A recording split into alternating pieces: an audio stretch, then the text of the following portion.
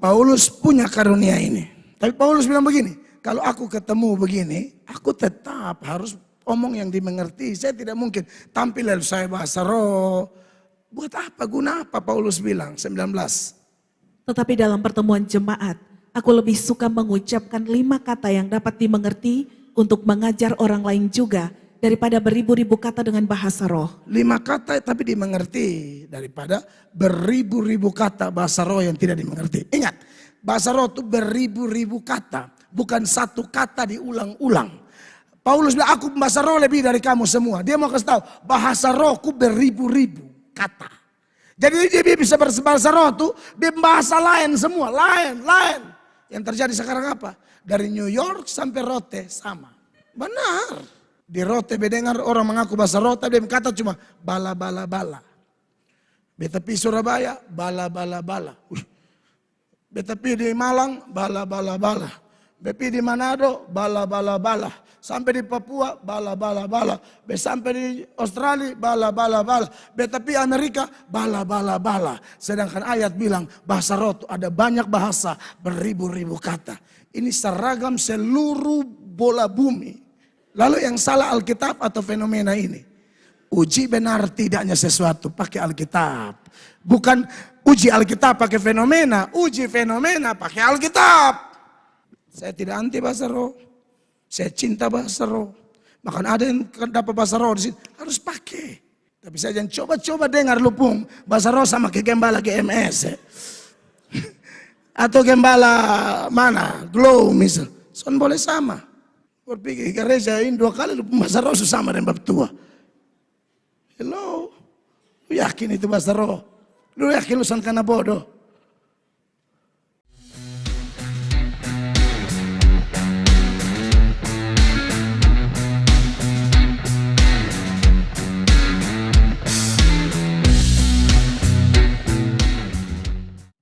Mari kita baca bagian firman Allah ini bersama-sama dalam hitungan ketiga. 1, 2, dan 3. Dan janganlah kamu mabuk oleh anggur, karena anggur menimbulkan hawa nafsu, tetapi hendaklah kamu penuh dengan Roh Kudus. Bapak Ibu jemaat yang diberkati oleh Tuhan Yesus, hari ini ada tema khusus yang saya seruti dan hanya 1 kali dibahas, yaitu temanya Fill Me Up. Fill me up itu penuhi aku, isi aku, penuhi aku. Kenapa harus tema ini saudara-saudara? Karena bulan Juli sampai bulan Agustus itu Departemen Sekolah Minggu Nasional GSJ Indonesia itu ada namanya Harnas Sekolah Minggu. Jadi ini saya bahas ibadah 1, 2, dan 3 di bawah tema Fill Me Up, di bawah Nats pembuka Efesus 5 ayat 18. Jadi ternyata arah dari tema ini jemaat terkasih bahwa pengurus sekolah minggu nasional mau supaya sejak dini anak-anak sekolah minggu itu sudah mengalami yang namanya kepenuhan Roh Kudus. Tidak tunggu mereka menjadi dewasa. Jadi kerinduan dari hamba-hamba Tuhan di pusat seperti itu. Dan kemudian diseberangkan ke daerah-daerah termasuk di NTT. Dan ibadah gabungannya hanya ibadah 1 tadi. Tetapi ibadah 1, 2, dan 3 materinya sama. Nah menarik saudara-saudara. Sebenarnya saya sudah bahas Roh Kudus dalam tema khusus beberapa waktu yang lalu. Tapi karena ini permintaan dan diseragamkan se-Indonesia. Maka kami harus membahas tema Fill Me Up atau penuhi aku. Nah saudara-saudara, bicara tentang penuh dengan Roh Kudus. Kalau kita mau dapat pengertian yang baik, pengertian yang benar, ya sudah pasti pengertiannya dari kitab suci sendiri. Efesus pasal 5 ayat 18 adalah salah satu ayat yang mengingatkan kita bahwa sekalipun penuh dengan Roh Kudus itu adalah tindakan aktif Roh Kudus. Sedangkan kita hanya pasif. Kita menerima saja penuh. Makanya kalau kita bandingkan dengan beberapa data, ya Petrus itu mengalami kepenuhan Roh beberapa kali. Pertama di hari Pentakosta tentunya, Petrus dan kawan-kawan dalam Kisah pasal 2 ayatnya yang keempat, ketika penggenapan janji tentang Roh Kudus itu digenapi tepat hari Pentakosta, dikatakan maka penuhlah mereka dengan Roh Kudus dan mereka mulai berkata-kata dalam bahasa-bahasa lain dan seterusnya. Dan kalau kita maju sedikit lagi dalam Kisah pasal 4 ayatnya yang ke-8 dikatakan di sana bahwa maka jawab Petrus penuh dengan Roh Kudus. Jadi penuh Roh Kudus itu sifatnya adalah berkelanjutan. Beda dengan baptisan roh. Baptisan roh itu terjadi satu kali seumur hidup. Dan yang melakukan baptisan itu adalah Tuhan Yesus. Pendeta tidak bisa melakukan baptisan Roh Kudus. Pendeta paling pas itu ya baptisan air. Makanya Yohanes bilang, Yohanes Pembaptis, aku membaptis kamu dengan air, tapi dia yang datang lebih daripadaku, dia akan membaptis kamu dengan Roh Kudus. Makanya setelah kebangkitannya, ada 40 hari, saudara-saudara, Yesus ada di bumi. Dalam Kisah pasal 1, ayatnya yang ketiga, perhatikan. Kepada mereka ia menunjukkan dirinya setelah penderitaannya selesai, dan dengan banyak tanda ia membuktikan bahwa ia hidup. Sebab selama 40 hari ia berulang-ulang menampakkan diri dan berbicara kepada mereka tentang kerajaan Allah. Setelah kebangkitan Tuhan Yesus ada 40 hari. Tuhan Yesus masih di bumi. Ya, dan itu betul-betul pakai tubuh. Hanya tubuh yang ditingkatkan kualitasnya. Yang namanya adalah tubuh kemuliaan. Di mana firman Allah berjanji, Tuhan sendiri berjanji, tubuh yang sama yang akan dipakai oleh kita nanti. Tubuh yang ini pasti kembali ke tanah, tapi kita akan pakai satu tubuh seperti yang Yesus pakai. Namanya tubuh kemuliaan, ya. Saudara tentu pernah baca ayatnya dalam Filipi pasal 3 ayat 21, di mana firman Allah menjelaskan tentang itu, yang akan mengubah tubuh kita yang hina ini, ya, sehingga serupa dengan tubuhnya yang mulia. Itu akan terjadi. Asal Anda orang percaya. Anda tidak percaya, Anda tidak akan mengalami ini. Anda akan disiksa di neraka. Tubuh kemuliaan ini tubuh untuk menikmati kenikmatan sorgawi selama-lamanya. Ada satu tubuh lain, tapi itu tubuh yang akan dipakaikan kepada mereka yang akan disiksa selama-lamanya. Dan semua orang akan bangkit. Yang tidak percaya Yesus juga bangkit, tapi dia dibangkitkan, lalu dikasih tubuh baru untuk disiksa secara utuh. Sekarang cuma rohnya yang disiksa di neraka.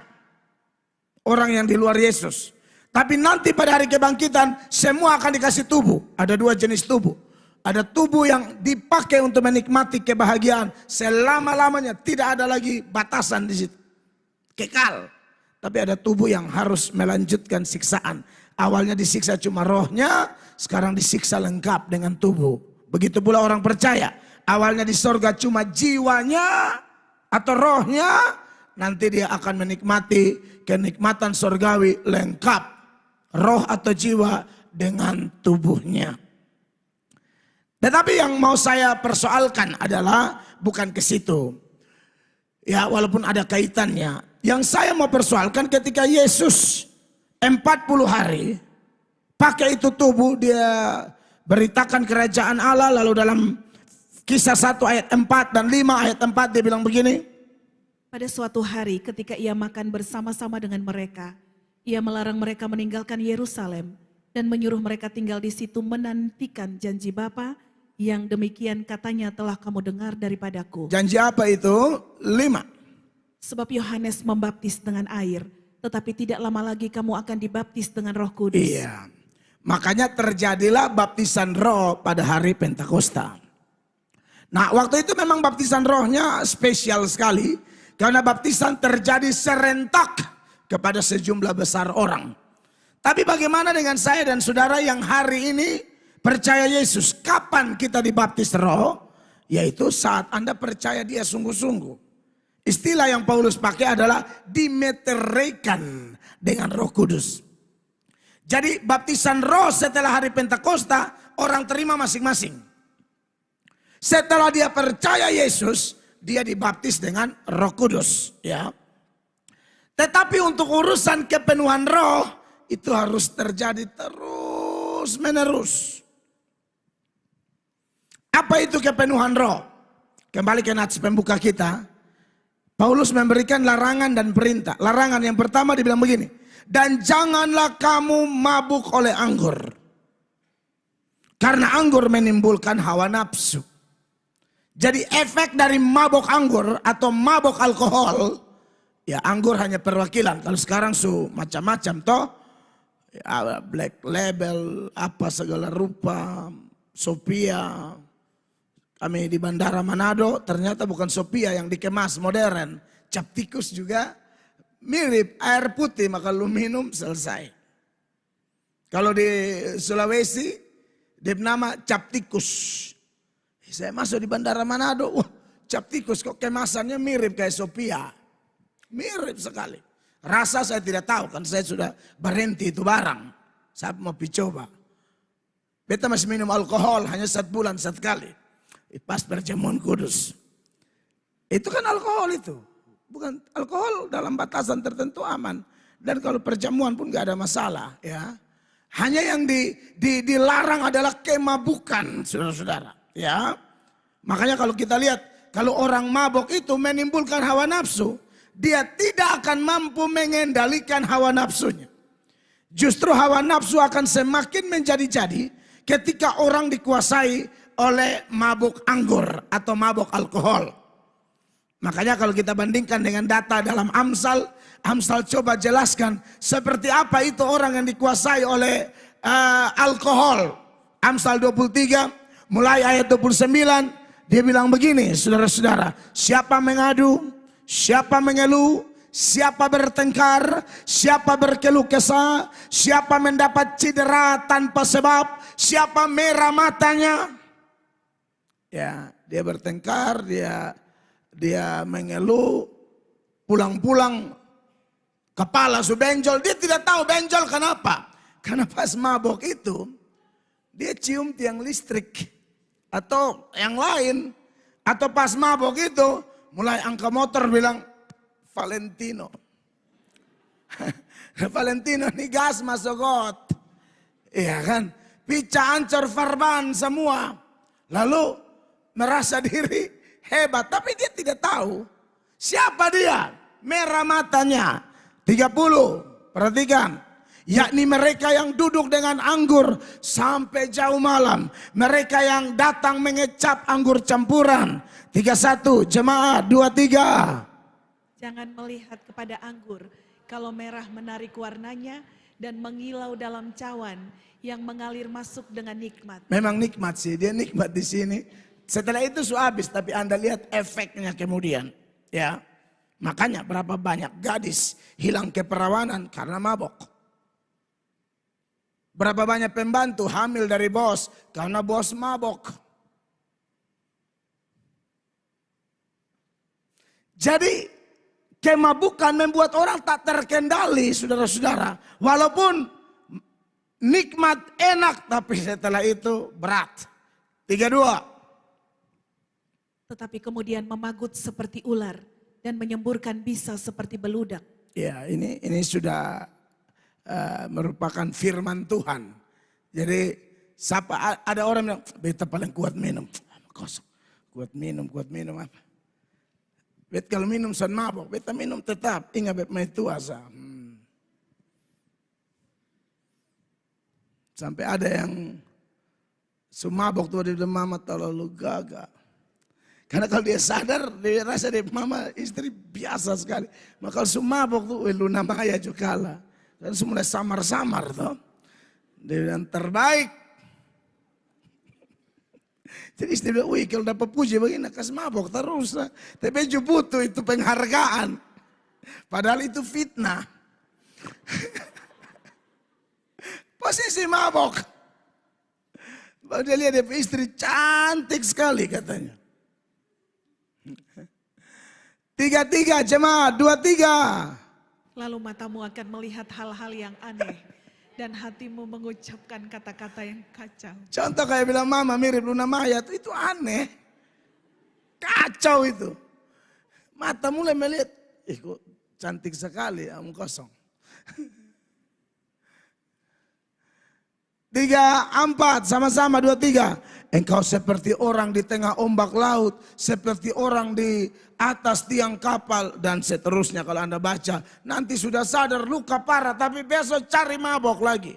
Jadi akan menjadi kecanduan, dan saat sudah kecanduan dikuasai oleh anggur, saudara-saudara, yang terjadi adalah tak bisa mengendalikan diri. Nah, menarik, dalam Efesus pasal 5 ayatnya yang ke-18 ini, saudara-saudara, oleh tuntunan Roh Kudus Rasul Paulus kontraskan antara mabok anggur dan penuh Roh Kudus. Makanya ada penempatan kata tetapi. Tetapi hendaklah kamu penuh dengan Roh Kudus. Tetapi ditempatkan untuk mengkontraskan yang di atas dan yang di bawah. Mengkontraskan antara mabok anggur dan penuh Roh Kudus. Kalau mabok anggur tidak bisa dikendalikan, ya, penuh Roh Kudus terkendali. Dan kalau ini dalam bentuk perintah bahwa kita harus berusaha tiap hari penuh Roh Kudus supaya saya dan Bapak Ibu jemaat terkendali terus. Karena masalahnya definisi Kristen itu apa Bapak Ibu? Ya, ada beberapa hal menarik di sini. Yang pertama berkaitan dengan definisi Kristen. Kristen itu transparansi Kristus. Kita seperti ikan dalam akuarium. Orang melihat gerak-gerik kita. Rasul Paulus berkata, kita itu seperti suratan yang terbuka yang dapat dibaca oleh semua orang. Jadi kita harus menjadi orang terkendali karena kita bawa misi besar. Saya mewakili Tuhanku yang ada di surga. Saya mau perkenalkan dia kepada dunia. Saya mau perkenalkan dia kepada kawan-kawan kantor. Saya harus perkenalkan dia kepada kerabatku yang belum bertobat. Saya harus perkenalkan dia kepada rekan-rekan bisnis. Mereka harus melihat Yesus dalam saya. Dalam artian bukan pribadinya, sosoknya, tapi karakternya, sifatnya, ajarannya, prinsip-prinsip yang Yesus tanamkan kepada gereja. Itu harus dilihat oleh orang lain dalam diri kita. Nah, kalau tidak penuh Roh Kudus, repot. Selain kita adalah transparansi Kristus, ya, kita tahu bahwa Tuhan itu dari penciptaan, sejak tempatkan Adam dan Hawa di Taman Eden, sampai hari ini Tuhan selalu bikin batasan. Batasan itu namanya aturan. Semua buah dalam taman ini boleh kau makan buahnya dengan bebas, tapi tentang pohon pengetahuan yang baik dan yang jahat di tengah taman itu, jangan sekali-kali kamu makan, nanti kamu mati. Itu ada batasan, tapi kita tahu manusia pertama melanggar, menembus batas, menembus aturan-aturan. Sampai hari ini kan semua ada aturan. Rumah tangga ada aturan. Lalu lintas ada aturan. Saudara di kantor ada aturan. Di gereja ada aturan. Bahkan ada yang tanpa sadar baru jadian sudah bikin aturan. Pokoknya ingat ini. Kan sudah ada aturan di sana. Tidak boleh ketemu mantan. Mantan pun nomor harus hapus. Iya toh? Kalau bata pisah begitu harus video call dan putar handphone sekeliling. Ya, dia suruh putar sekeliling. Padahal tim selingkuh sembunyi di bawah. Nah ini dia. Ya, bahwa aturan hebat kayak apa? Manusia kalau tidak dipenuhi roh, tidak dikendalikan roh, akan melawan. Akan melanggar, saudara-saudara. Makanya kenapa kita tuh disuruh penuh Roh Kudus. Banyak sekali peran kita. Ingat Bapak Ibu, kita ini warga kerajaan sorga yang masih tinggal di dunia. Kita ini warga kerajaan sorga yang tinggal di dunia. Misi kita ini bukan misi main-main, saudara-saudara. Misi sorgawi yang kita bawa. Sejak kita bilang kita terima Yesus, kita percaya Yesus, saat itu resmi kau warga kerajaan sorga, tapi masih dikasih kesempatan hela napas di bumi, masih ke sana kemari, itu bawa nama baiknya, bawa firman-Nya, bawa amanatnya. Maka perlu penuh dengan Roh Kudus. Makanya Tuhan bilang sama murid-murid, jangan tinggalkan Yerusalem. Tunggu sampai Roh Kudus turun di atas kamu. Tunggu sampai janji itu tergenapi di dalam dirimu. Karena kau harus menjadi hamba Tuhan yang terkendali, dikuasai, dipimpin. Atau istilahnya di Alkitab dipenuhi. Makanya Departemen Sekolah Minggu Nasional mengangkat tema ini, fill me up, penuhi aku, isi aku. Nah saudara-saudara, jadi saudara kita semua perlu penuh Roh Kudus ya. Ada juga yang menjelaskannya menurut saya kurang tepat. Dibilang penuh tuh sampai seperti ini air. Dulu kita masih bodoh diajar oleh ajaran-ajaran ngawur. Dia bilang penuh tuh begini. Saudara pernah dengerin ajaran tuh? Poa sampai air tapua. Dia bilang begini. Nah ini Roh Kudus penuh tuh artinya begini. Nah itu penuh.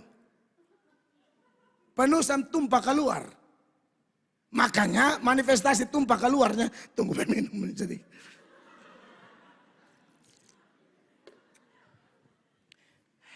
Kan betul di bawah karpet toh. Nah ini yang orang sering ajar dulu kami masih awal-awal bertobat. Jadi lu kalau penuh Roh Kudus tuh lu mesti kepenuhan sampai tumpah keluar. Makanya takutnya lu bisa tahan, lu terguling. Ya ini ajaran itu kami betas. Sekolah teologi ini hanya mau untuk cari tahu ini barang ini benar. Ternyata sesat sih tidak, salah. Sesat terlalu berat istilah itu, salah. Jadi kalau lu sudah guling, nah itu roh masuk, jadi akhirnya lewat. Jadi bukan penuh lebe. Makanya lu taguling, lu bataria, lu ro'o diri. Itu penuh. Nah ini jelas tidak demikian. Penuh itu artinya dikendalikan. Karena kalau penuh sampai guling-guling, itu justru mirip mabuk anggur. Ya makanya kenapa di bagian yang lalu saya kontraskan ya pandangan umum yang menurut saya out of Bible, out of context kalau bicara tentang Roh Kudus. Saya sudah buktikan dengan data-data. Justru yang suka berteriak-berteriak itu setan kebanyakan. Karena kita tidak mau toh bawa-bawa nama Roh Kudus lalu mirip dengan setan.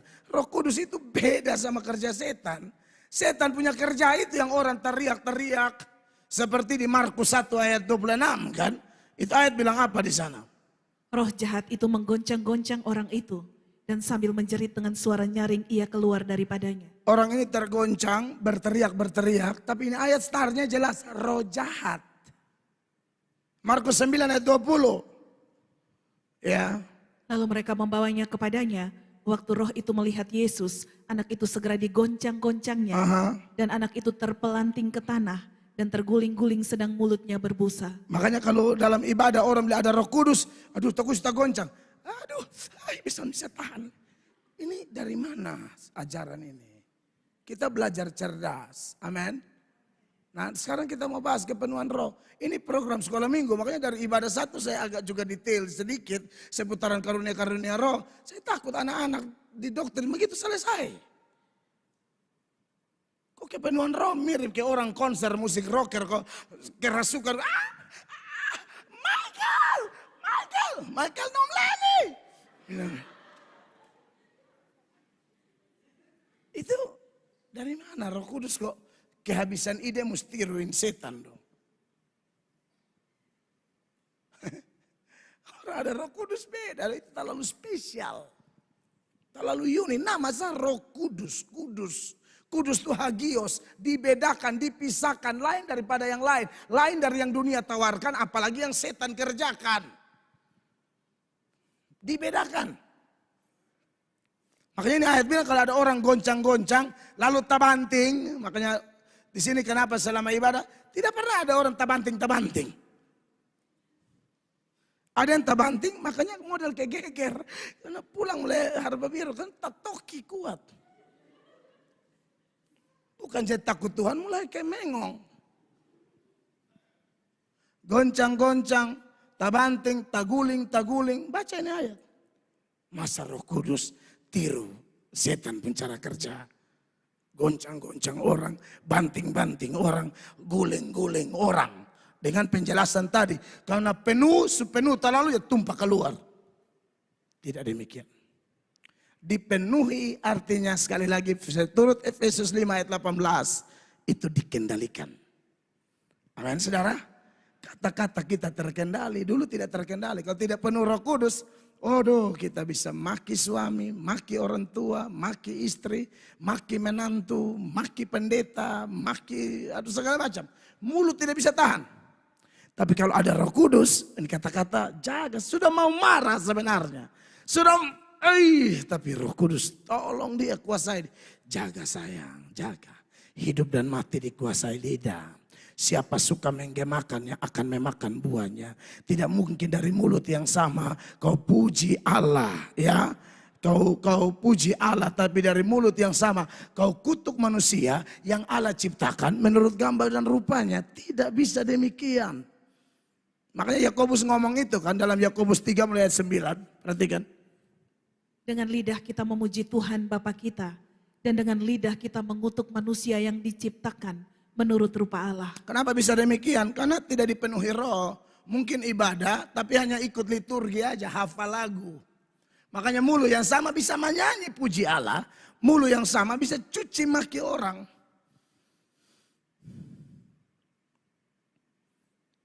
Itu dua kemungkinan. Memang tidak ada Roh Kudus atau kepenuhan rohnya berkurang. Nah malam ini kita mau dapat jawabannya bagaimana supaya jangan berkurang. Tapi tetap stabil bahkan tetap kuat kepenuhan itu.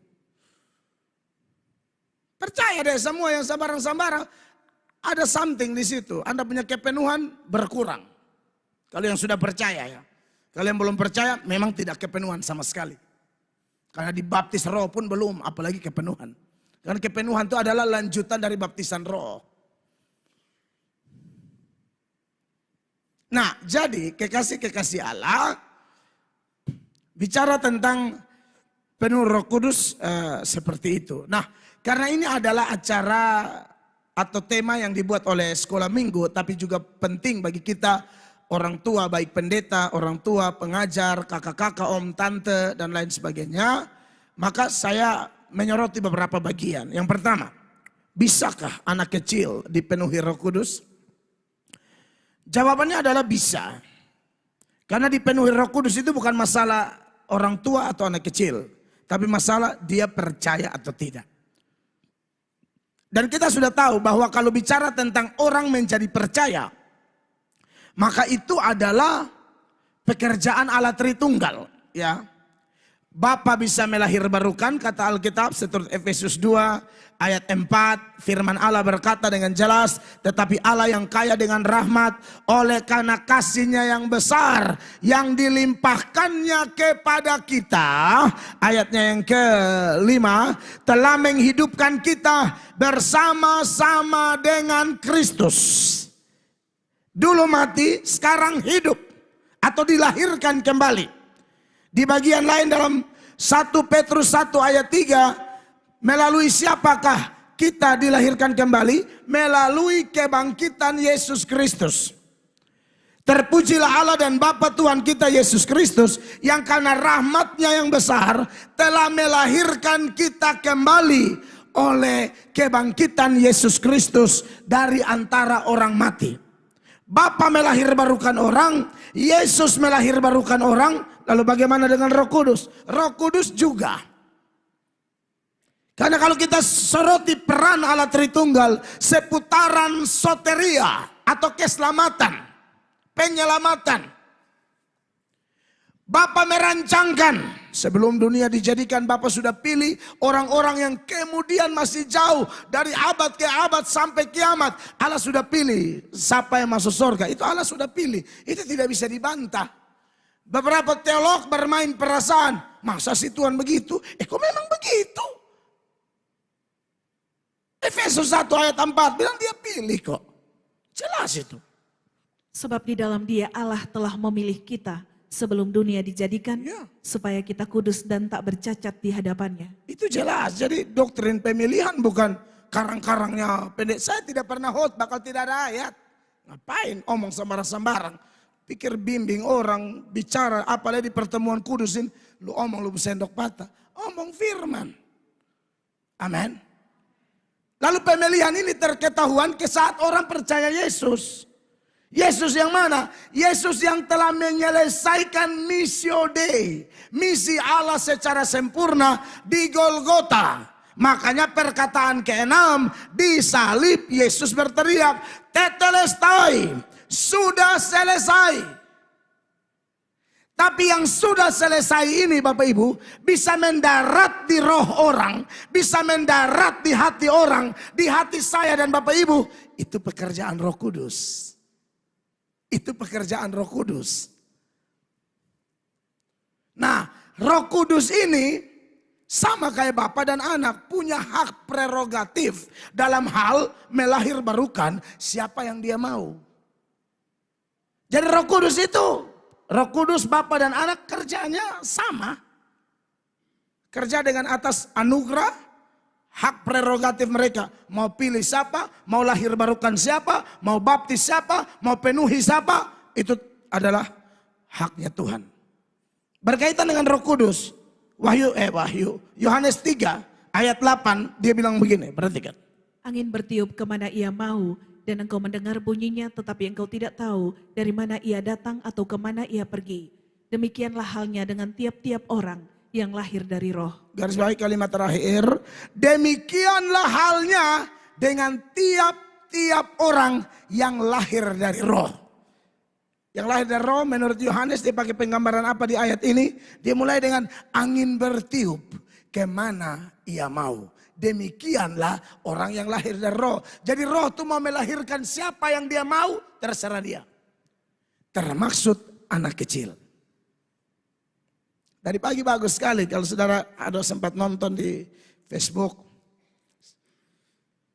Yang melayani semua anak kecil. Doa anak kecil, doanya luar biasa. WL anak kecil, singer mereka goyang rapi sekali, mic di sini. Kaum bapak dong di sini.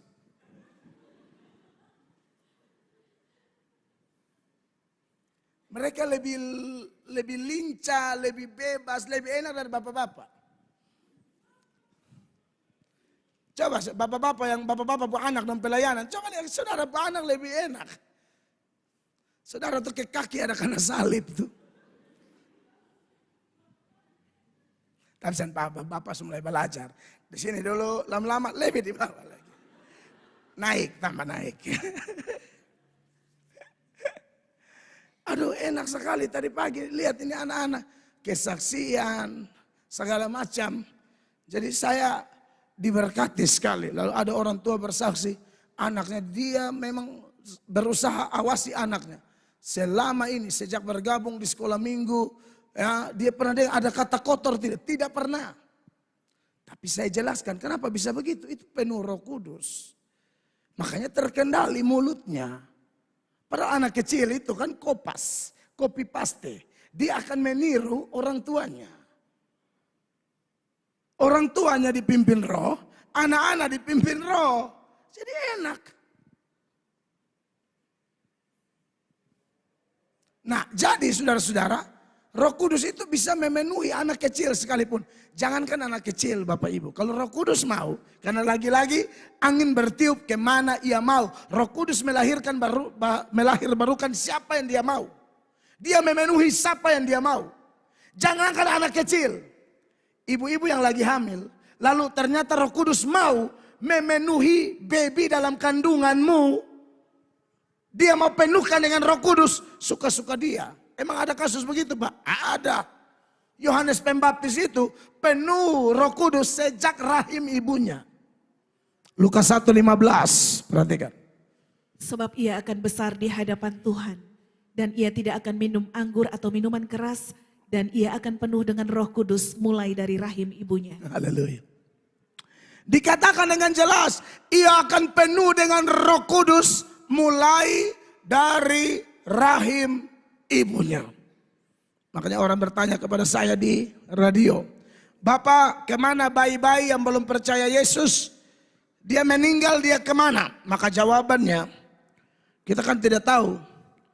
Apakah Allah predestinasikan dia tidak? Allah tetapkan dia itu selamat atau tidak?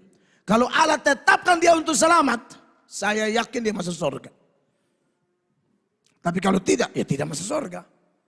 Siapapun yang tidak dipilih, ya tidak bisa masuk surga. Orang tidak pilih. Makanya lagi-lagi kalau jadi Kristen, kita bersyukur kalau kita bisa jadi Kristen, bisa menyembah dia. Itu bukan kita lebih baik dari orang lain. Kita semua tidak pantas, tapi Allah mau pilih, ya suka-suka dia. Syukurilah pilihan itu, setialah, layanilah dia, tunjukkan hormatmu kepada dia yang telah memilih engkau dan saya yang tidak layak ini. Sekarang jadi layak. Saya lihat banyak orang tidak hormat Tuhan. Atau memang mungkin dia tidak dipilih, saya tidak tahu. Saya tidak tahu, itu saya sulit sekali memahami, itu doktrin agak berat.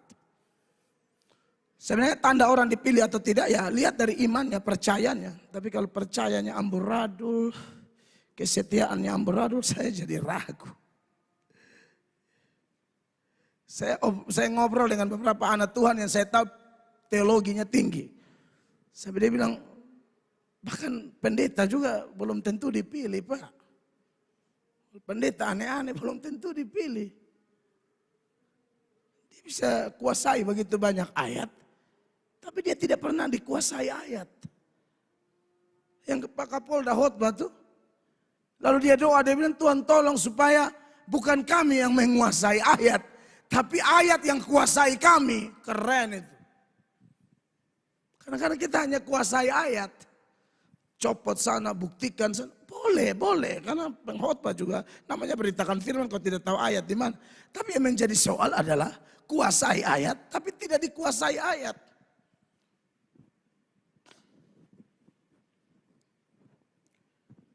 Nah, saudara-saudara yang diberkati oleh Tuhan Yesus Kristus. Jadi suka-suka Tuhan ya. Lagi-lagi kembali kepada pemilihan. Jadi apakah anak-anak bisa ada Roh Kudus? Bisa. Bisa penuh Roh Kudus? Bisa. Jadi ketika Departemen Sekolah Minggu Nasional bikin tema Fill Me Up, secara Alkitabiah aman. Andai kata tidak aman, saya pasti kritik. Tapi puji Tuhan aman memang. Karena ketika Petrus berkhotbah di hari Pentakosta untuk membantah sindiran dari orang-orang yang tidak mengerti pekerjaan roh, Petrus kutip nubuatan Nabi Yoel dalam Yoel 2 ya ayat 28-29. Tapi saya langsung tunjukkan kutipannya saja di Kisah 2 ayat 16-17. Ini yang dia kutip ini, perhatikan. Tetapi itulah yang difirmankan Allah dengan perantaraan Nabi Yoel. Ya. Akan terjadi pada hari-hari terakhir, demikianlah firman Allah, bahwa aku akan mencurahkan rohku ke atas semua manusia. Maka anak-anakmu laki-laki dan perempuan akan bernubuat, dan teruna-terunamu akan mendapat penglihatan-penglihatan, dan orang-orangmu yang tua akan mendapat mimpi. Mau orang tua, teruna, pemuda, anak, Tuhan kalau mau kasih suka-suka Tuhan. Makanya dia curahkan semua. Makanya Petrus khotbah panjang lebar, sampai kepada itu orang-orang bilang, aduh ini menyentuh sekali khotbah ini. Dia lanjut sampai Kisah 2 ayat 37. Orang-orang yang mendengar khotbah itu berkata demikian. Ketika mereka mendengar hal itu, hati mereka sangat terharu. Lalu mereka bertanya kepada Petrus dan rasul-rasul yang lain, apakah yang harus kami perbuat saudara-saudara? Jemaat baca 38, 2, 3. Jawab Petrus kepada mereka, bertobatlah dan hendaklah kamu masing-masing memberi dirimu dibaptis dalam nama Yesus Kristus untuk pengampunan dosamu, maka kamu akan menerima karunia Roh Kudus. Maka kamu akan menerima karunia Roh Kudus. Perlu saya jelaskan kalimat ini, menerima karunia Roh Kudus bukan karunia maksud ayat ini ya, bukan karunia bernubuat, bahasa roh, membedakan, bukan. Tapi Roh Kudus itu dikaruniakan kepada kita. Nah kita di sini siapa? Apakah cuma orang tua? 39 saya baca buat saudara. Sebab bagi kamulah janji itu dan bagi anak-anakmu. Jadi berarti bukan hanya orang tua, tapi anak-anak kita juga bisa penuh dengan Roh Kudus. Semua kita harus terkendali. Karena yang namanya Kristen, mau orang tua, anak kecil, mau tua atau muda, semua saksi Kristus. Semua harus memancarkan Kristus. Maka dari itu, jemaat yang diberkati oleh Tuhan Yesus Kristus, maka jelaslah bahwa anak-anak juga bisa dipenuhi Roh Kudus, apalagi kalau dia sudah percaya kepada Tuhan Yesus Kristus. Itu poin yang pertama. Yang kedua, apa tanda-tandanya? Tanda-tandanya yang pertama, seputaran tanda-tanda. Orang kalau dipenuhi Roh Kudus sudah pasti keyakinan akan keselamatannya itu kuat sekali, tidak mungkin goyah. Ya. Kalaupun goyah, dia cepat pulih. Saya kenapa tahu-tahu ngomong ada potensi goyah? Bisa dong. Tadi Alkitab bilang apa? Siapa yang dipenuhi Roh Kudus sejak rahim ibunya? Yohanes Pembaptis. Dia pernah goyah loh. Yohanes itu semua deka-deka mati, mau dipancung kepalanya, goncang dia. Goncang. Itu di mana? Di dalam Matius 11, mulai ayat 2. Jangan bilang penuh Roh Kudus kalau tidak bisa goncang. Bisa, tapi akan ada pemulihan. Di dalam penjara Yohanes mendengar tentang pekerjaan Kristus. 3. Lalu menyuruh murid-muridnya bertanya kepadanya, engkaukah yang akan datang itu? Atau haruskah kami menantikan orang lain? Disinilah letak kegoncangan iman Yohanes Pembaptis. Dipenuhi Roh Kudus, bahkan dia yang baptis Yesus. Dia yang pernah bilang, lihat anak domba Allah yang menghapus dosa dunia. Dia yang ngomong. Sekarang dia di penjara. Mungkin selama di penjara Tuhan Yesus tidak pernah besuk. Saya di penjara sendiri nih. Saya yang baptis kamu. Saya sudah proklamirkan ke orang-orang. Ini anak domba Allah yang hapus dosa manusia. Ini anak domba Allah, beta di penjara. Dia tidak datang. Lalu ada kemungkinan lain. Pengetahuannya tentang Kristus tidak lengkap. Yohanes pengetahuan apa? Agak kasar tentang Yesus. Yohanes bilang pokoknya Yesus datang tuh dia bawa kapak.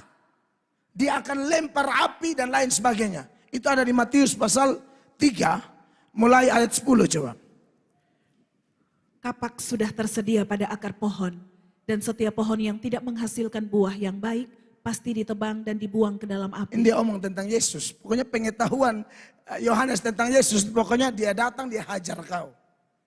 Pokoknya berkaitan dengan kuasanya, keadilannya, kekudusannya, kapak. Terus, 11. Aku membaptis kamu dengan air sebagai tanda pertobatan. Tetapi ia yang akan datang kemudian daripadaku, lebih berkuasa daripadaku, dan aku tidak layak melepaskan kasutnya. Ia akan membaptiskan kamu dengan Roh Kudus dan dengan api. Kapak, api, dan lain sebagainya. Ya, jadi saudara-saudara, tetapi di dalam penjara, Yohanes Pembaptis mendengar bahwa Tuhan Yesus ini kesembuh orang sakit, orang kusta, bahkan orang kafir aja. Dia tolong, padahal Yahudi paling anti kafir. Dan Yohanes kelihatannya sangat dipengaruhi oleh keyahudiannya. Jadi memang kadang-kadang pengetahuan kita tentang Tuhan yang kurang lengkap, itu yang membuat kita kadang-kadang goncang. Kalau Yohanes kan hanya soroti keadilan Allah, tidak lihat kasih Allah. Kita kadang-kadang terbalik.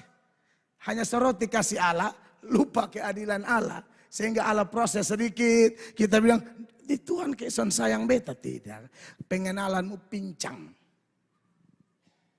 Allah itu kenal harus komprehensif, menyeluruh. Jangan kenal Tuhan Allah setengah-setengah. Kan barang siapa ku kasih, ku tegur dan ku hajar.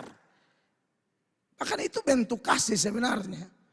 Saudara sakit, ya, menyimpang bengkok-bengkok, sedikit lalu dia pukul sedikit. Itu tujuannya apa? Supaya lurus kembali. Saya sudah baca ulang-ulang itu ayat. Sebelum aku ditindas, aku menyimpang. Tapi sekarang aku berpegang pada perintah-perintahmu. Kapan? Saat aku ditindas itu. Aku sadar aku harus kembali ke rel. Aku harus kembali ke jalur. Aku harus kembali kepada komitmen-komitmen kudus. Jadi kenapa Yohanes goncang sekalipun penuh Roh Kudus? Faktor-faktor itu mempengaruhi ya. Tetapi puji Tuhan, dia datang pada Yesus. Dia kirim orang kepada Yesus, minta kepastian. Makanya setelah ayat 3, ayat 4 dari Matius 11 dikatakan, Yesus menjawab mereka, pergilah dan katakanlah kepada Yohanes apa yang kamu dengar dan kamu lihat. 5. Orang buta melihat, orang lumpuh berjalan, orang kusta menjadi tahir, orang tuli mendengar, orang mati dibangkitkan, dan kepada orang miskin diberitakan kabar baik. Ayat 6, 2, 3. Dan berbahagialah orang yang tidak menjadi kecewa dan menolak aku. Saya sharing dengan seorang bapak itu bilang, aduh Bapak Gembala, Tuhan kayaknya tinggalkan saya. Nah kebiasa dengar begitu, beta dengar dulu, ini arahnya firman. Kan beta kan tahu firman, Tuhan kan tidak pernah tinggalkan. Kok bisa ini satu datang kasih balik firman, Tuhan tinggalkan. Kok bisa? Nah karena mana? Coba cerita dulu. Beta 2 bulan nih beta apa malas gereja. Oh bukan Tuhan yang tinggalkan Pak, Pak yang tinggalkan Tuhan. Kau pemalas gereja baru kau bilang Tuhan tinggalkan kau. Dari mana ceritanya? Kau pemalas pelayanan dulu kau komitmen bila mau berapi-api nah ini. Sekarang loyo, padam. Asli dia bilang Tuhan tinggalkan saya. Tidak. Pak tinggalkan Tuhan. Pak yang pulang. Pak kembali. Karena tanda orang ada Roh Kudus itu dia yakin banget akan keselamatannya. Dia yakin banget Tuhan mengasihi dia. Dia yakin sekali bahwa Allah tidak tinggalkan dia. Dia yakin sekali bahwa keselamatannya tidak akan hilang. Tidak akan.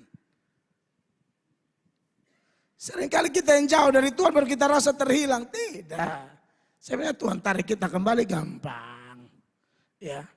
Si bungsu itu pergi sampai jauh sekali. Kembali. Si bungsu itu saya yakin orang pilihan. Sudah begitu jauh. Kasih habis harta sampai sana. Balik lagi. Bapak peluk. Kau yang pergi. Bapak tetap di rumahnya. Kau yang tinggalkan rumah Bapak. Tapi kalau kamu kembali. Tidak ada mantan anak. Anak tetap anak. Tepuk tangan buat Tuhan Yesus Kristus. Anak tetap anak. Nah kadang-kadang kita juga mengalami itu saudara-saudara. Jadi bukan Roh Kudusnya keluar. Tapi kepenuhannya berkurang. Nanti kita akan temukan jawabannya. Kenapa kepenuhannya berkurang. Sebenarnya saudara yang sudah ikut pengajaran ini sudah ada bayangan. Tapi kita kan butuh data-data yang jelas.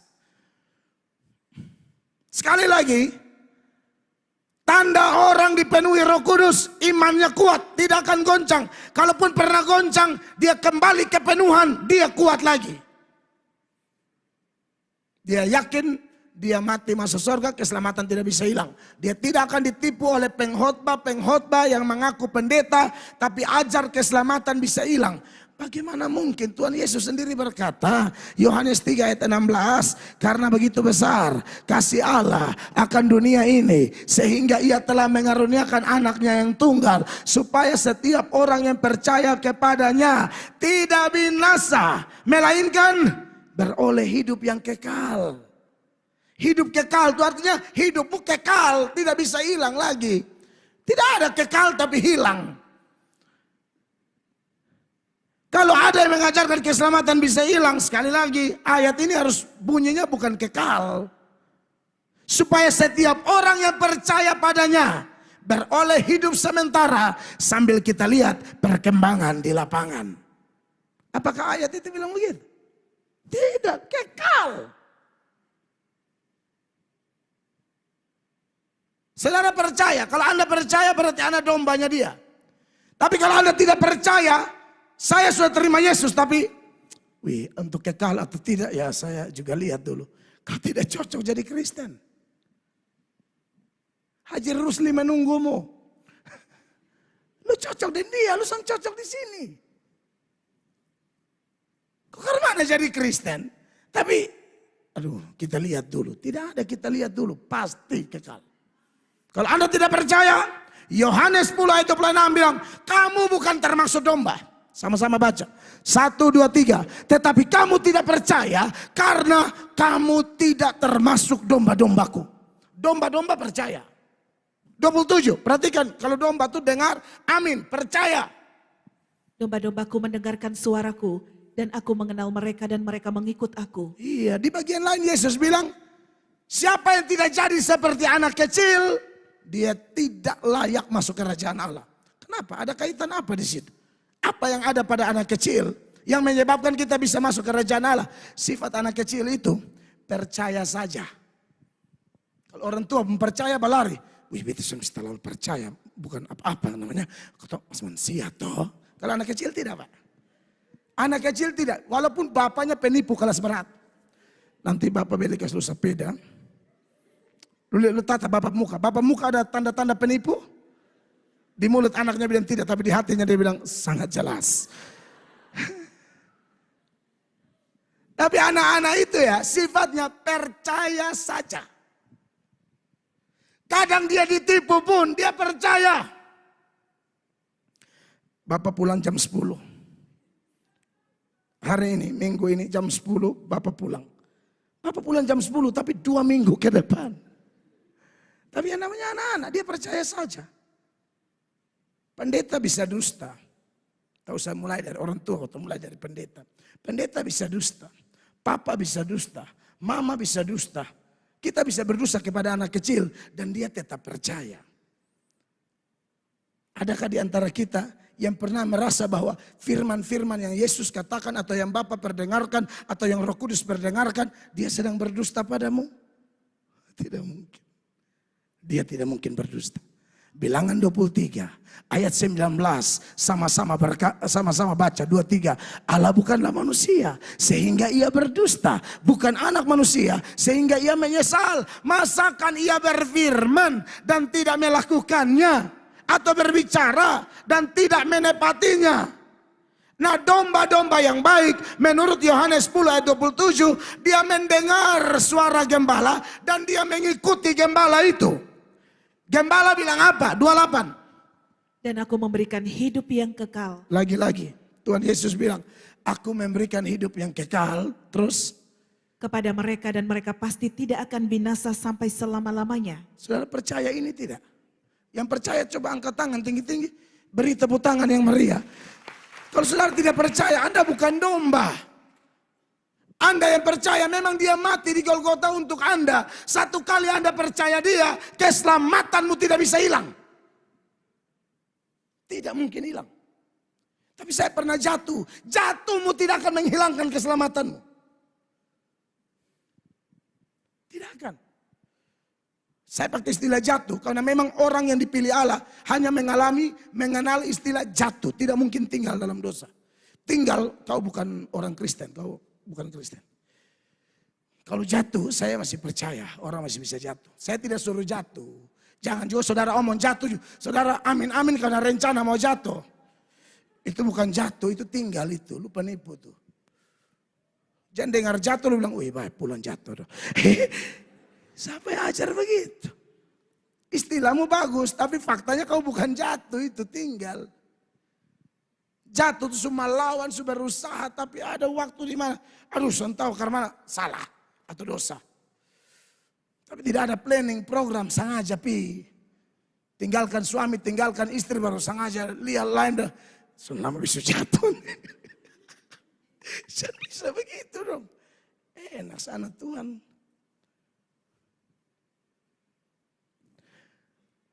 Aku memberikan hidup yang kekal kepada mereka. Dan mereka pasti tidak akan binasa sampai selama-lamanya. Siapa yang mau ganggu saudara? Tidak akan binasa. Dia tambahkan. Dan seorang pun tidak akan merebut mereka dari tanganku. Kira-kira kalau Tuhan Yesus yang pegang kita, siapa mau rampas kita? Lain hal kalau kita yang pegang Tuhan Yesus, kita ini mut-mutan, kadang-kadang bosan lepas. Tapi kalau Yesus yang pegang kita, dia bilang bukan cuma pegang. Yesaya bilang sampai masa tuamu, sampai putih rambutmu, aku gendong kamu. Bukan cuma pegang biasa, gendong, peluk, rangkul, jaga. Kok hilang? Ajaran bodoh dari mana itu? Saya lihat di media itu kalau saya sudah mulai tanggapi, coba yang ikuti nonton, coba nonton baik-baik dulu. Jangan lihat figur, tak usah lihat saya, atau tak usah lihat yang saya tanggapi. Siapa dia? Lihat ajarannya, berbahaya itu. Yesus omong lain, dia omong lain. Padahal dia mengaku pendeta. Yesus yang kita sembah, yang kita layani bilang, aku pegang kamu. Kamu tidak akan binasa sampai selama-lamanya. Apakah cukup aku pegang kamu? Tidak. Bapa juga pegang kamu. Dua tangan. Bapa dan Tuhan Yesus pegang kita. Siapa mau ambil kita? 29. Bapakku yang memberikan mereka kepadaku lebih besar daripada siapapun, dan seorang pun tidak dapat merebut mereka dari tangan Bapa. Siapa? Coba. Saudara punya masalah apa yang bisa pisahkan saudara dari Yesus dan Bapa? Lapar, telanjang, kesesakan, kooperasi. Apa sih masalahmu? Tidak bisa. Makanya Roma 8:35 itu Tuhan Yesus melalui Paulus bilang begini, siapakah yang akan memisahkan kita dari kasih Kristus? Ini pertanyaan interrogatif, jawabannya pasti tidak. Siapakah yang memisahkan kita dari kasih Kristus? Jawabannya tidak ada. Penindasan, masalah dari luar, atau kesesakan dari dalam, mau dari luar dari dalam, atau penganiayaan, atau kelaparan, atau ketelanjangan. Berarti orang Kristen yang setia pun bisa alami masalah ekonomi. Bisa.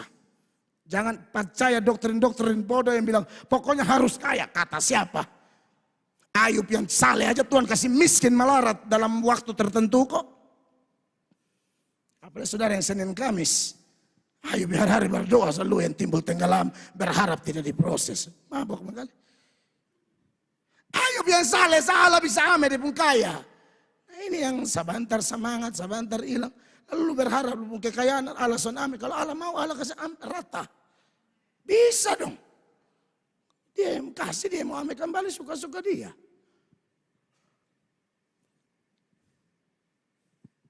Tapi apakah itu memisahkan kita dari Kristus? Tidak bisa. Dia tambah lagi di ayat 38. Ya, saya baca. Sebab aku yakin baik maut, bahkan kematian tidak bisa pisahkan kita dari kasih Kristus. Maupun hidup. Berarti semua masalah di hidup ini tidak bisa memisahkan kita dari kasih Kristus. Amin. Mau malaikat pun tidak bisa. Bapa dan Yesus yang pegang malaikat aja tidak bisa. Makanya kalau ada yang mengaku bilang, saya percaya, tapi dula bisa rampas kau. Aduh, buat saya, kau tidak percaya itu. Harusnya malaikat aja tidak bisa. Kau gampang sekali digiring pindah agama, hanya gara-gara laki-laki. Pindah agama, hanya gara-gara perempuan. Pindah agama, hanya gara-gara uang, jabatan. Kok gampang sekali. Harusnya malaikat pun tidak bisa, yang asli loh ya. Maupun pemerintah-pemerintah, baik yang ada sekarang maupun yang akan datang. 39 sama-sama, 23. Atau kuasa-kuasa, baik yang di atas maupun yang di bawah. Ataupun sesuatu makhluk lain. Tidak akan dapat memisahkan kita dari kasih Allah yang ada dalam Kristus Yesus Tuhan kita. Tepuk tangan yang meriah bagi Tuhan. Roh Kudus membuat keyakinan ini dalam diri kita. Amin. Tidak akan hilang.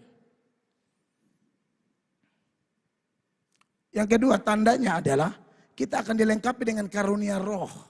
Itu ada, itu produk Roh Kudus juga. Tidak mungkin orang percaya tidak punya karunia.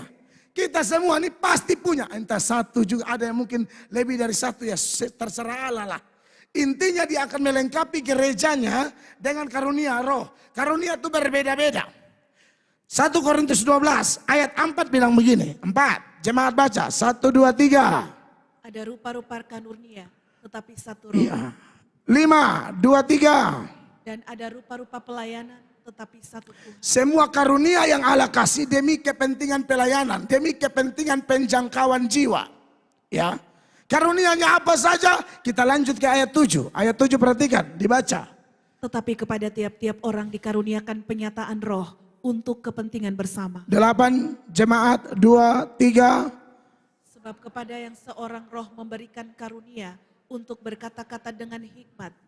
Dan kepada yang lain roh yang sama memberikan karunia berkata-kata dengan pengetahuan. Jadi bukan hanya berkata-kata dengan bahasa roh. Bahkan bahasa roh kalau mau diukur dengan ini karunia, bahasa roh di bawah. Karena berkata-kata dengan hikmat, berkata-kata dengan pengetahuan, itu lebih membangun daripada omongan bahasa roh yang mungkin orang tidak mengerti. Syukur-syukur kalau bahasa rohnya bisa tafsirkan. Nah itu bagus. Makanya Stefanus itu kalau Anda baca di dalam Kisah pasal 6, Kisah pasal 7. Dengan penuh hikmat Stefanus bicara. Itu karunia hikmat. Berkata-kata dengan hikmat. Makanya kalau ada suami yang dapatin karunia, oh luar biasa. Ada pengusaha yang dapat ini, dahsyat. Tapi semuanya ujung-ujung Injil yang ditonjolkan. Dia akan berhasil. Ya, saya tidak tahu, saudara tinggal cek-cek diri masing-masing ya. Anda cenderungnya kemana karunia? Pasti ada. Terus apa lagi? Kepada yang seorang roh yang sama memberikan iman. Ya, kalau iman biasa itu kita semua sama rata punya. Tapi kalau karunia iman itu istimewa. Kalau pakai istilah karunia itu istimewa banget. Itu ya mungkin ada sesuatu yang lebih besar yang melalui dia Allah mau nyatakan. Kemudian. Dan kepada yang lain ia memberikan karunia untuk menyembuhkan. Masih ada sampai sekarang ya. Jadi kalau ada orang berdoa orang sembuh saya pasti percaya itu. Masih percaya. Ada. Bahkan ada yang bisa bikin mujizat. 10. Kepada yang seorang roh memberikan kuasa untuk mengadakan mujizat. Itu masih ada. Ya, jadi jangan membantah bilang, oh itu karunia tidak ada. Wah kita bilang ada kok, kau sapa kau bilang tidak ada. Karunia kesembuhan masih ada. Karunia mujizat masih ada. Makanya ada orang yang berusaha berdoa minta ini. Boleh tidak? Boleh dong. Minta, artinya kita tahu diri bahwa ini dia punya. Jadi kalau dia mau kasih, silakan. Saya aja sering minta. Ya, minta boleh. Tidak ada masalah di situ ya. Dan yang lain lagi yang memberikan karunia untuk membedakan bermacam-macam roh. Dan kepada yang seorang ia memberikan karunia untuk berkata-kata dengan bahasa roh. Jadi kalau ada anggapan bilang karunia bahasa roh paling tinggi, salah. Lihat ini rutan paling di bawah. Kenapa yang paling ditonjolkan harus bahasa roh? Bukan kata-kata dengan hikmat atau pengetahuan. Dan khusus jemaat di sini saya sudah sampaikan bahwa ya bahasa roh itu ada macam-macam. Di hari Pentakosta itu bahasa rohnya langsung orang mengerti. Tapi kepada gereja Korintus ini bahasa rohnya tidak dimengerti. Tapi yang tidak dimengerti ini bukan berarti kata-katanya sama seperti yang populer hari-hari ini. Misalnya saya punya bahasa roh, jemaat semua saya suruh bahasa roh, ikut saya punya. Mirip semua. Ciki-ciki-ciki misalnya. Cuka. Makan ciki pakai cuka. Kalau sampai Anda ikut yang saya pun sama, misalnya contoh, ini ada yang salah, ini bukan bahasa roh, ini tiru meniru. Saudara orang Jawa tinggal lama-lama di Kupang, lama-lama lu mau omong Kupang, walaupun kadang-kadang Jawanya masih muncul. Lu kalau sonte percaya lu peta flungku lu. Jadi itu masih ada. Iya, namanya bahasa toh. Begitu pula dengan yang ngaur-ngaur ini yang kadang-kadang berdoa bilang bahasa roh, maksud tahu dia kayak ular. Dia bosan, dia hela. Ada yang, apa? Lu kenapa? Lalu kau bilangin bahasa roh, lu cihuha. Tidak ada yang anti bahasa roh di sini. Yang saya kritis itu bahasa roh tiru meniru. Bahasa roh populer hari ini yang orang bilang bahasa roh. Saya yakin itu bukan bahasa roh. Masa satu sinode bahasa rohnya sama? Semiskin itukah Roh Kudus? Sampai satu sinode yang ratusan ribu jemaatnya. Bahasa rohnya sama semua. Mendesisnya sama semua. Saya tidak percaya itu. Anda perlu belajar Alkitab baik-baik. 1 Korintus 4 mulai ayat 9. Paulus bilang begini. Saya kutip beberapa ayat deh. Perhatikan Bapak Ibu. Sebab menurut pendapatku. Oh 1 Korintus 14 maksud saya. 9. Demikianlah juga kamu yang berkata-kata dengan bahasa roh. Jika kamu tidak mempergunakan kata-kata yang jelas. Bagaimanakah orang dapat mengerti apa yang kamu katakan? Ya. Kata-katamu sia-sia saja kamu ucapkan di udara. Kepada gereja yang kacau balau ini bahasa rohnya, Paulus ajar, ya tegur. Lu kalau bahasa roh tetap harus jelas. Sehingga orang bisa diberkati. Ini tidak jelas, semua lu mendesis kayak ular. Atau lu bikin yang aneh-aneh. Lu AC itu style lebih atas, dia dingin tuh. Nanti kalau kita omong begini, saudara mau potong di TikTok, potong biar kau itu. Maksudnya, kalau subodok orang omong dengar. Kita ajar supaya baik. Kau pikir kita tidak belajar Alkitab kok? Ada satu yang bikin video, lihat ini Mel atau tidak ngerti karunia. Kok ini kita bukan tidak baca Alkitab. 10. Ada banyak, entah berapa banyak macam bahasa di dunia. Ini. Bahasa bukan satu. Tidak mungkin bahasa. Papa, itu bahasa apa? Papa. Itu satu. Sudah jadi kata atau belum tuh kan itu? Papa. Belum jadi kata kan? Kalau apa kamu, itu sudah jadi bahasa. Kalau kau hanya bilang begini. Glory. Itu cuma satu kata yang diulang-ulang. Sedangkan bahasa roh itu banyak katanya. Bukan satu kata yang diulang setengah jam.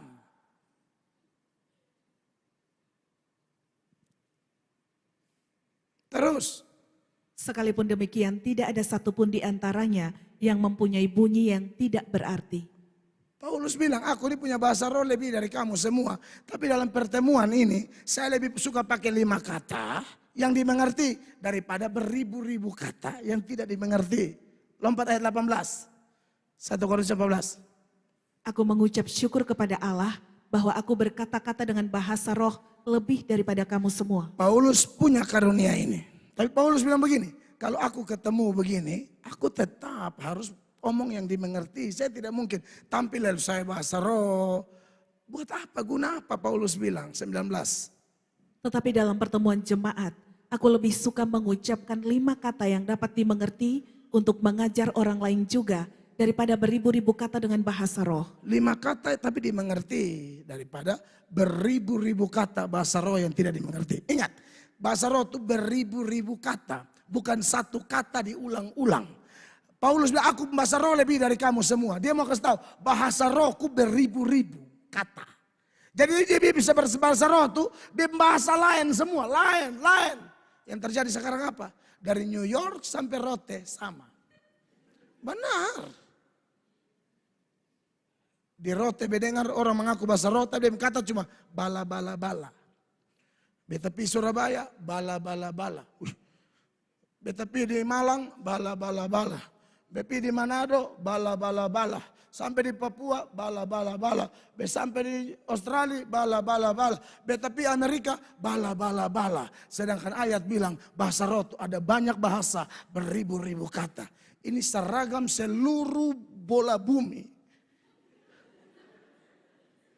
Lalu yang salah Alkitab atau fenomena ini? Uji benar tidaknya sesuatu pakai Alkitab. Bukan uji Alkitab pakai fenomena, uji fenomena pakai Alkitab. Saya tidak anti bahasa roh. Saya cinta bahasa roh. Bahkan ada yang dapat bahasa roh di sini harus pakai. Tapi saya jangan coba-coba dengar lupung bahasa roh sama ke gembala GMS. Atau gembala mana, glow misal. Son boleh sama. Berpikir gereja ini 2 kali lupung bahasa roh sama dengan bab tua. Hello, lu yakin itu bahasa roh?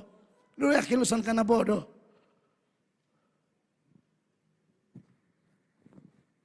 Lu baru 2 kali saya di situ, belinca bapak. Persis, bahasa roh di papili pun itu sama persis. Lu yakin itu bahasa roh? Kasihan. Sedih. Kita ini sudah ada ambisi apa-apa. Biarnya lihat ngaco aja.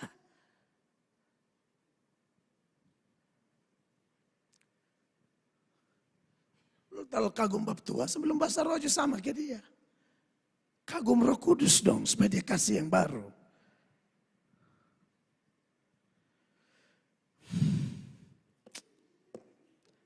Untuk betan ini saya pernah pakai bahasa roh di sini. Katanya yakin ada beberapa sama dengan betan. Itu marah saudara betul. Kalau Tuhan kasih bahasa roh dan beta mau berbahasa roh pribadi kenapa tidak? Tapi Paulus beta ikut Paulus ah. Saya tidak mau pakai di umum. Betaku, apalagi anak-anak muda yang terlalu ngefans. Beta kalau pamel atau harga mati. Ada dulu tuh yang fans beta. Sepatu juga sama dengan bepu. Benar. Cara pakai jas, cara jalan semua. Wih, ini kalau bahasa roh lepas di ikon. Semua sama, serius. Jadi, wih kawan yang tertiru juga berat. Ikut persis.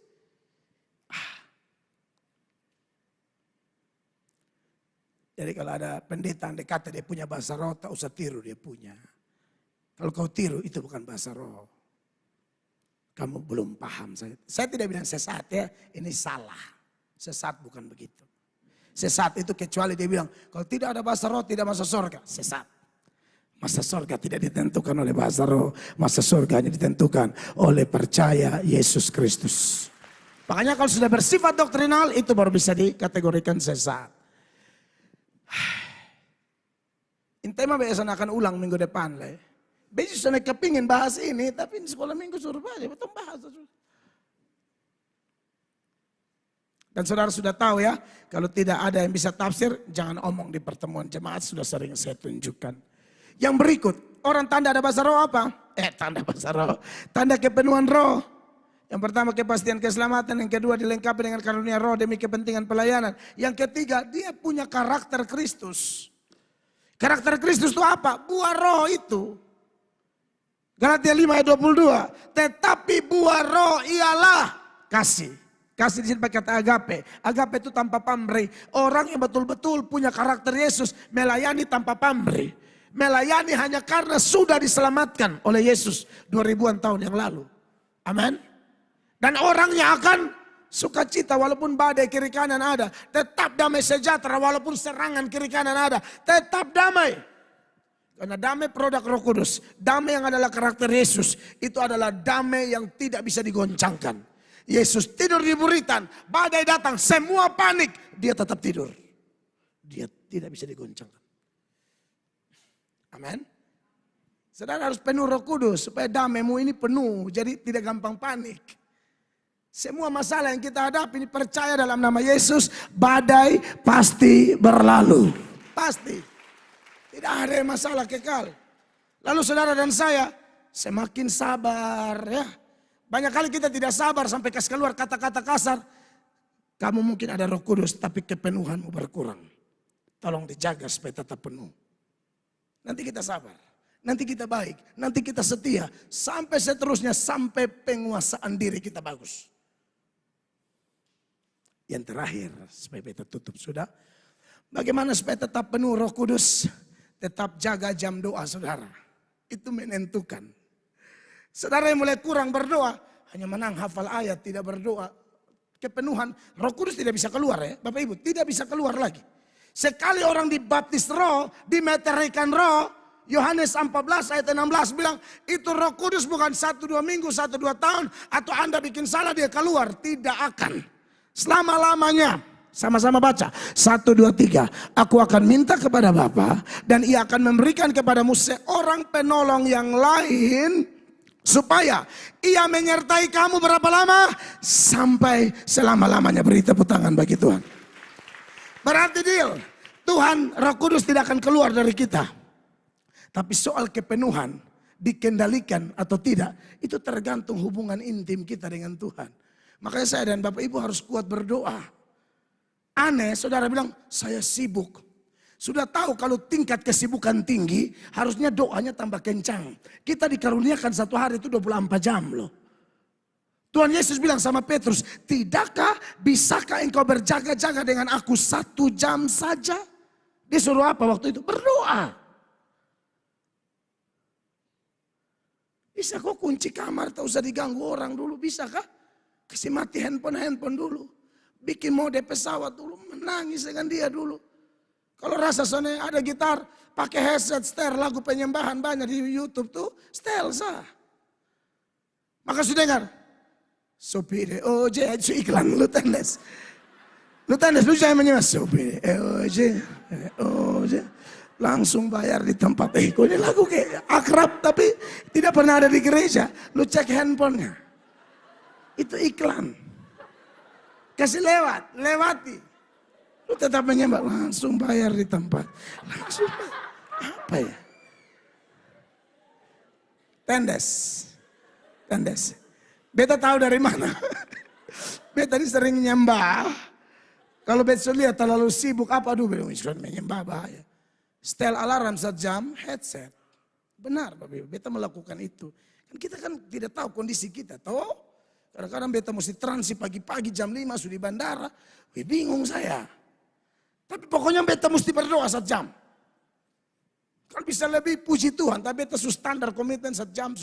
Itu hanya cuma doa, bukan baca Alkitab. Tambah dengan baca Alkitab total-totalnya bisa 2,5 jam lah. Kalau tidak nanti kita sembarang, kita emosi bodoh-bodoh.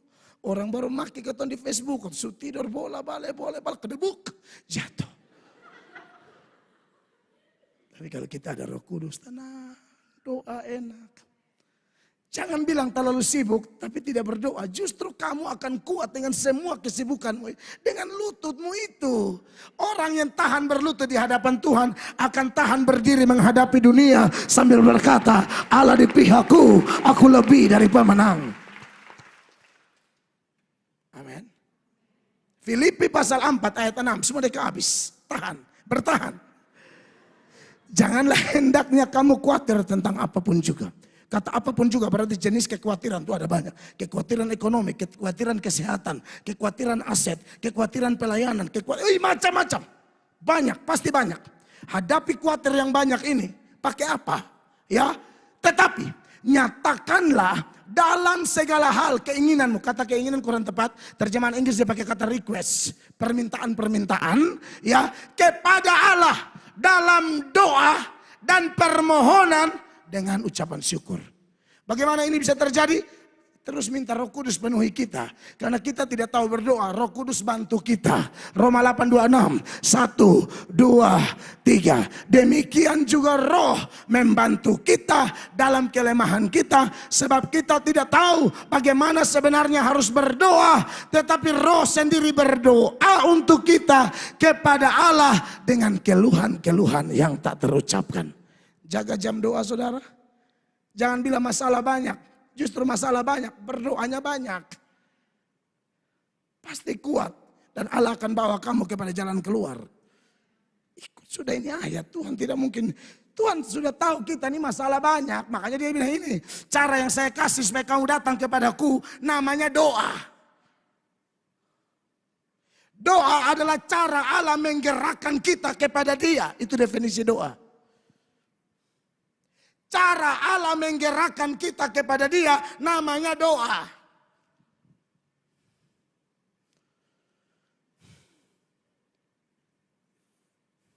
Mulai besok pagi tuh disiplinkan diri masing-masing saudara-saudara. Kuat. Kuat. Menang. Dan yang terakhir. Ini harus jaga juga ini. Firman harus jaga. Harus jaga dengan Tuhan. Ini yang membuat kita tetap damai di tengah badai. Yesaya 48 ayat 18. 1, 2, 3. Sekiranya engkau memperhatikan perintah-perintahku, maka damai sejahteramu akan seperti sungai yang tidak pernah kering. Dan kebahagiaanmu akan terus berlimpah. Seperti gelombang-gelombang laut yang tidak pernah berhenti. Banyak baca Alkitab, dengar firman sungguh-sungguh. Taat firman Allah, itulah cara penuh Roh Kudus. Beri tepuk tangan, saya selesai. Tuhan Yesus dimuliakan. Mari kita berdiri, jemaat terkasih.